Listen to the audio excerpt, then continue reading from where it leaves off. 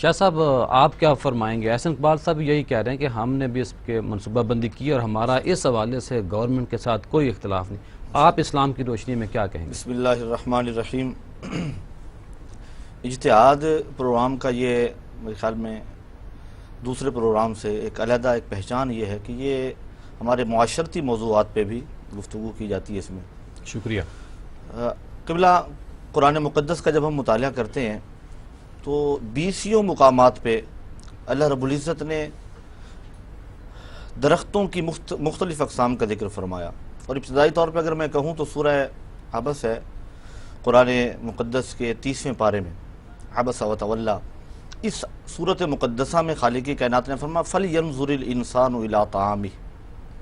انسان ذرا دیکھیں نا اپنے کھانے کی طرف. أَنَّا صَبَبْنَا الْمَاءَ صَبًّا ثُمَّ شَقَقْنَا الْأَرْضَ شَقًّا فَأَنبَتْنَا فِيهَا حَبًّا وَعِنَبًا وَقَضْبًا وَزَيْتُونًا وَنَخْلًا.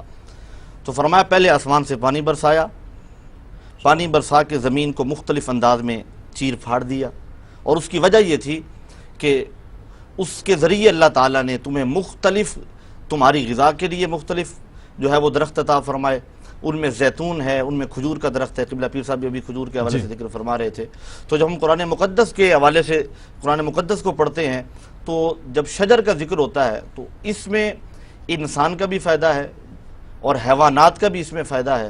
اور جب ہم شجر کاری سے پیچھے ہٹتے ہیں تو اس کا مطلب یہ کہ صرف انسان کو نقصان نہیں ہے، صرف ماحولیاتی آلودگی نہیں ہے، صرف ماحول میں تپش کا اضافہ نہیں ہے، بلکہ اس سے حیوانات بھی متاثر ہوتے ہیں، انسان بھی متاثر ہوتے ہیں. اور قرآن مقدس میں اللہ تعالیٰ نے سائے کو بطور احسان ذکر فرمایا.